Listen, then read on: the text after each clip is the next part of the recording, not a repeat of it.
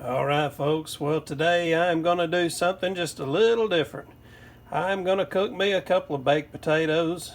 I'm going to put them in aluminum foil, but instead of putting them in the oven to cook, let me show you where I'm going to cook them at.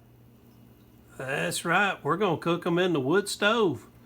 Well, yesterday I made some Boston butt. Some people call it barbecue, some call it shoulder, but anyway, Boston butt. I cooked some of that. So today what I'm going to do is I'm going to get the potatoes ready, and I'm going to stick them inside this wood stove, and I'll let you know how it turns out. Well, you know what they say, everything's better with blue bonnet on it. So we're going to try that, take some of this. And what I want to do is I want to cover these potatoes with quite a bit of this butter, and I'm just going to leave more than I need to in here. Once I seal up this aluminum foil, it will stay in here with the potatoes, and the good of that is it'll kind of fry the outside. Some people like to eat the skin, and I'm one of those people. So what I'm going to do is I'm going to spread this on a lot thinner than what I got it here, but I need an extra hand to do it, and right now I'm holding the camera with the other hand. So anyway, let me get a coating of this spread on there, and we'll go to the next step. And there we have it. I got a good coating of butter all over these potatoes. So now what I want to take, and you can use whatever you feel comfortable with. Get a little better lighting here. We have Smoky Montreal Steak Seasoning by McCormick. So what I'm going to do is just sprinkle that all over in here. And of course, it's going to be more than I need, and it's going to get all in the aluminum foil. But the good of this is as this butter melts and it gets all inside this aluminum foil, all this seasoning will be in there as well, and that's going to help cook on the outside. Not only is this potato going to be good on the inside, but man, the outside's going to be great too. So let me wrap this up and we'll get ready to put it in the wood stove. And there I have it. Got both of them wrapped up into one container here.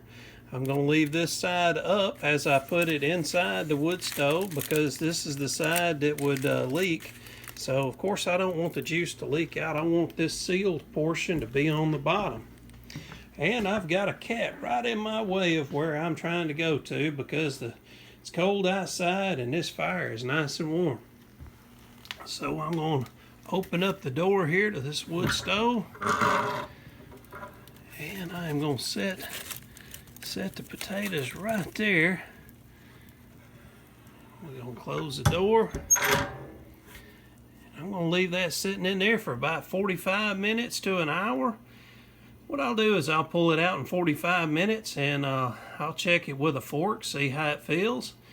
Doesn't feel like it's done enough, well, I'll throw it back in there a little longer. This is all by trial and error.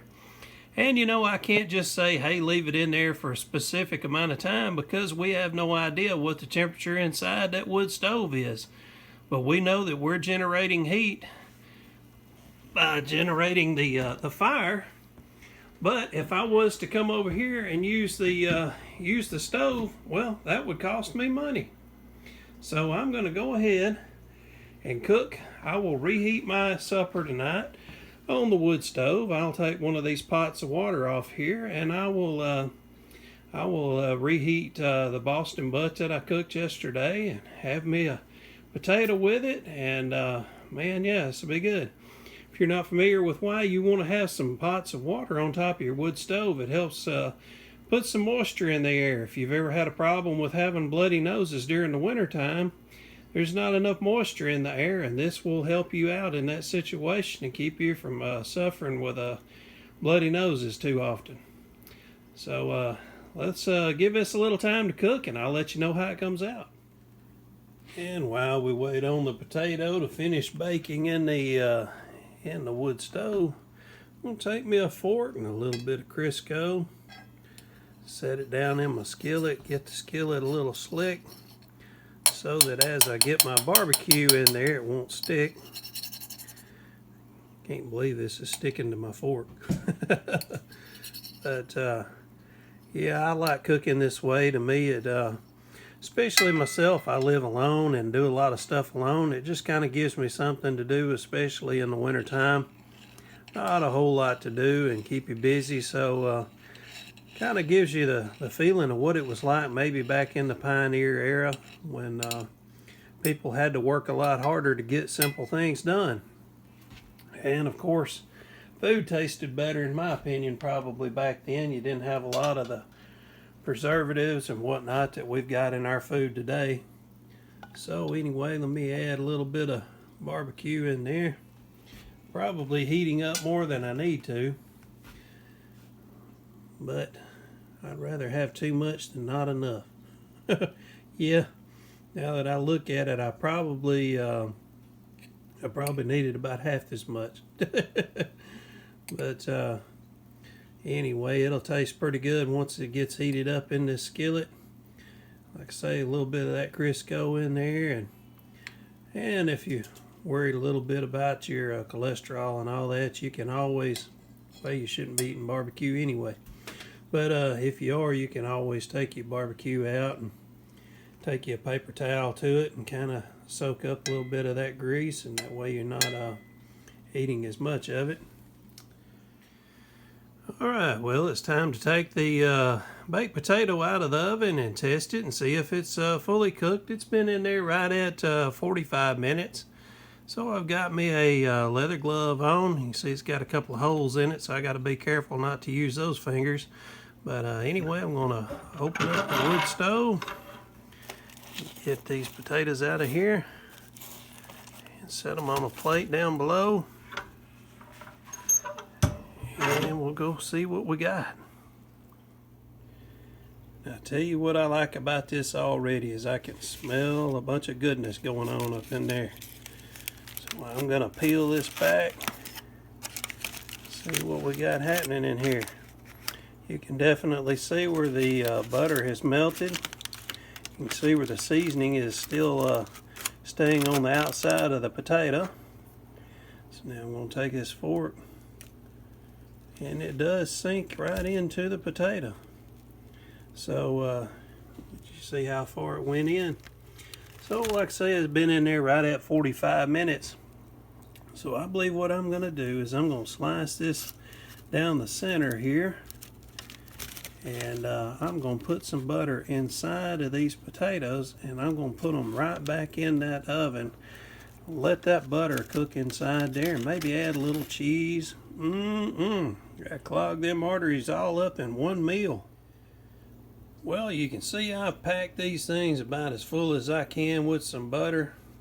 Man, I tell you what, this is going to be some good stuff right here. Paula Deen doesn't have anything on me. So I'm going to take some more of this smoky Montreal steak seasoning, because I licked my fingers a while ago, and I am telling you what, that was some good stuff. So I am going to fold up this aluminum foil, put it back in the wood stove for another probably 10 minutes, and when I pull it out, I'll throw the cheese in there, and the cheese should melt. So matter of fact, I may just put a little bit in there now. Let me go ahead and do that, and then I'll put it in the stove. Alright, so I've got it all put in there, and truth be told, hey, if I would have wanted to made these as a stuffed potato, I could have put the meat in here at this particular point, and probably would have worked out great. But I don't see any problems with what I'm doing, but hey, that is just another option. So let's go ahead and fold this up, put it in the oven. Wood stove rather, not the oven. Alright, well, I let it sit in there about 15 minutes. Time to unveil and see what we've got going on inside of this aluminum foil envelope. Would you look at that? Oh my. Boy, that is so tender. Man, yeah. Let's get the meat and see what we got going on with it. Alright, so what I done is I heated up the meat on the wood stove. And if you're wondering what the green stuff is there, boy, I tell you what, that is good as money is what that is. This is pepperoncini peppers, and some people call it peppercini, doesn't matter. Anyway, I'm going to eat them. I don't care what you call them. And these right here, these three things are Brussels sprouts. Boy, I tell you what, I have got a recipe that when I reach somewhere around 10,000 subscribers, I will share this recipe with you of how to cook Boston butt with pepperoncini peppers and the Brussels sprouts all in one dish. And I'm going to tell you, you cannot go to a restaurant anywhere in the U.S. and get anything as good as what's going on right here. So anyway, I'm going to add this to my plate, and I am going to wear this out. Man, I am telling you what, this is some good stuff right here.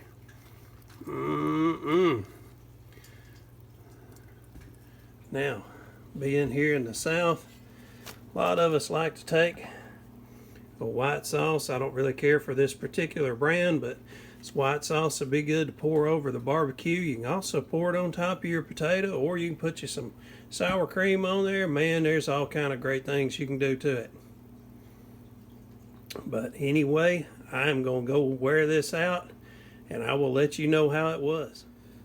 Oh, well, here we are about 20 minutes later.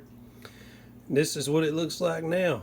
The only thing I got left is some of the stems from the pepperoncini peppers and the ends of the Brussels sprouts. But man, I tell you what, whoo, you notice there's no skin to the potatoes even left. I'm telling you, that is the way to cook a potato.